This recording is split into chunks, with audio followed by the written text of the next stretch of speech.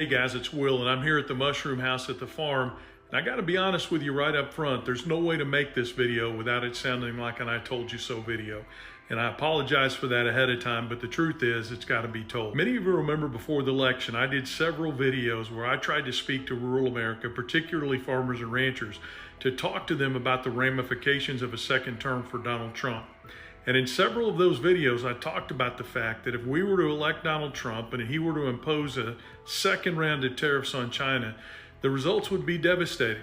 And if you think hard about it, you'll remember what we talked about. Number one, we talked about the fact that China wasn't prepared for the tariffs in the first Trump administration. They had a disease going through their hog population. They didn't have good stocks of row crops, so they were caught off guard. And they had to continue to buy some American pork and some American row crop products in order to survive the tariffs, especially the time of C-19. But we also talked about what's happened since then. The Chinese no longer have a disease going through their pork population, and they're well stocked in pork. And in addition to that, they've reached out to South America and made best friends with the governments of Brazil and Argentina. And they are importing a lot of wheat and corn and soybeans from South America, to the point where Brazil, which used to supply China with only 13% of their row crops, is now supplying them with over 43% of their row crops. And that relationship is just getting cozier and cozier. They tried to make America great again with tariffs, tough talk, and a truckload of red hats. But here's the punchline. Those iconic MAGA hats? Yeah, made in China. You literally can't make this stuff up. It's like trying to quit sugar by opening a candy shop.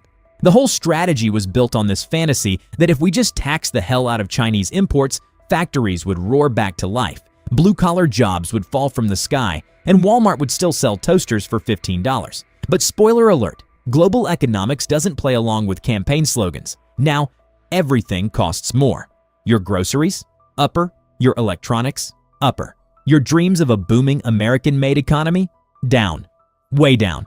We talked about the fact that if we were to impose another round of tariffs on China, it would be devastating for row crop farmers, because since China is more prepared, not only would they be less likely to continue to buy row crops from Americans and from American farmers, they would also impose reciprocal tariffs of their own that would be devastating for row crop farmers in America. And guys, that's exactly what's happened. That's exactly what's happened. And again, this isn't an I told you so video, but it sure as hell is I wish you would listen video. Because on Friday, the Chinese told the 3 largest soybean distributors in this country that sell the beans that farmers raise in this country to China, you can no longer do business here. Your contracts are canceled, your licenses are canceled. In addition to that, they placed their own reverse tariffs on all different kinds of categories: pork, beef, corn, fowl, poultry. And remember what we said, those studies that have been done by the American Soybean Association, by the corn growers before the last election, that if these tariffs took place again, it would cost soybean farmers 37 billion metric tons of soybean sales to China and around the world. And with corn, it could cost as much as 80% of the corn sales in this country. And here we go. Top 3 soybean sales companies in this country, their licenses to sell to China have been canceled. Chinese are saying, we don't want your beans anymore. And let's talk about China for a second, the country we're supposedly punishing. They're not just the neighborhood superstore, they're the global supplier. Roughly 80% of the stuff we use comes from them. Clothes, technology tools, even those big, bold MAGA banners being waved at rallies. You guessed it, shipped in from the very country they claim to be battling. You have to admit, it takes a special kind of irony to scream America first while wearing a hat stitched in Shenzhen. And somehow, a lot of people didn't notice the red flags. Not the metaphorical ones, not the literal ones. Even when their so-called economic savior was outsourcing his own campaign merchandise, the crowd just kept clapping. It's like if Gordon Ramsay opened a restaurant and served microwave dinners. People would riot. But in this case, they just asked for seconds. Now, let's fast forward to today. The consequences have officially checked in, and they didn't pack light. Farmers are hurting. Small businesses are struggling. Prices are sky high and rising faster than a TikTok trend. And that great big trade war? Yeah, it mostly just scorched the people it was meant to save. Democrats, you were right. With all this shit going on in the news and with the stock market and this financial war with China, you're right. I'm really starting to regret my vote for voting for Donald Trump. Am I the only person getting a lot of personal gratification lately from all of the MAGA people who are trying to justify how we can definitely produce all the things that China produces in the United States, and then they list out all of these things, which is how they can produce them, and it's things like, well, the US government will subsidize factories, or the US government will actually use the federal budget to actually create factories, and then they're going to regulate overconsumption, and they're going to regulate how much these factories produce, which will ensure that we don't have profit loss. And then they're going to basically incentivize citizens, mainly young people, to work in these jobs for the collective good of the country. You're describing communism. Buckle up, folks, because what started as a patriotic pep rally is now spiraling into a full-blown "what the hell did we do" moment. Yep, the entire MAGA base is staring at the economic mess around them like, wait, was this part of the plan? We face the same thing, the same threat that we warned would happen before the last election, happening now to corn as well. And we're talking billions of dollars worth of corn sales. There's no way a paltry $526 million ethanol fuel program sponsored by the Trump administration in Iowa is going to make up for the billions of dollars in lost corn sales we are going to have because of these tariffs. And look at what happened today. I got up this morning, and while I was drinking my coffee up here at the farm, I listened to TikTok after TikTok of Trump supporters saying, well, he proved it today. The market's up 700 points. We're getting back all these gains. All these countries are coming to the table. And then what did we learn? When they asked the White House, you're claiming China wants to make a deal. Have you talked to China? No, we haven't.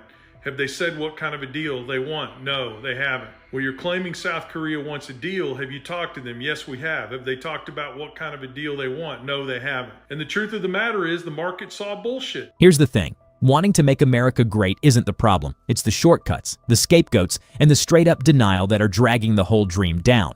You can't revive a 1960s manufacturing boom in a 2025 global economy by shouting at the clouds and pretending the supply chain doesn't exist. There's chaos in the marketplace.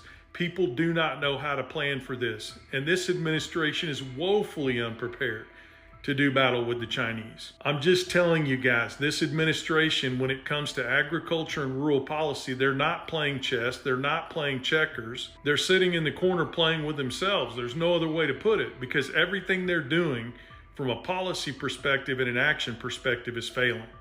And now the chickens are coming home to roost. Why am I making this video? It's not to say I told you so, it's to say get off your butts. Republicans and independents and Democrats, all three of you. But I know the Democrats are doing the hard work. Get off your butts and make those calls to those Republican policy holders, those Republican office holders, those Republican politicians, and tell them to take back their power on these tariffs so that they can stop what's happening. There's no positive trend going on here, guys. I'm telling you right now, read the markets. Go out there and read the data from these conservative agricultural organizations that have no love for Democratic politicians, that are telling us that shit is going south in a hurry. Farmers have already taken out their loans. They've already put a lot of their crops in the ground. If there are no sales and there are no subsidies, it will be too late for small farmers and ranchers. So get up, Republicans. You Republican farmers, get up and make those calls. Don't allow your cattlemen organizations to speak for you. Don't allow the Farm Bureau to speak for you. You make the calls yourselves to these politicians that you voted for, and tell them you expect them to take their power over these tariffs back and to stop this freight train before it goes off the cliff. Because left to their own devices, this administration is not going to stop it. That's your call to action. Will you heed it? I don't know, but I hope so. Because if you don't, J.D. Vance and all of his friends at Acre Trader are going to make a hell of a lot of money come the end of this year when the harvest comes in and there's no place to sell it. Real greatness isn't in the slogans. It's in the sweat. It's innovation, collaboration, and maybe, just maybe, admitting that yelling at China while shopping on Amazon Prime might not be the long-term solution we were promised. So, where does that leave us? In a moment that feels like a bad infomercial? The results are in, and they're not what you ordered. We've got overpriced goods, disillusioned voters, and a growing number of people wondering, did we just get played? What do you think? Is it time to rip off the label and ask ourselves who's really benefiting from all this chaos? Sound off in the comments. Let's have that real conversation. And hey, if you love untangling the truth from the noise, if you want bold takes with a side of humor and insight, Then go ahead and hit that like button, subscribe to Trend Feed, and stick around. Because what we're digging into next, let's just say, it's going to make this story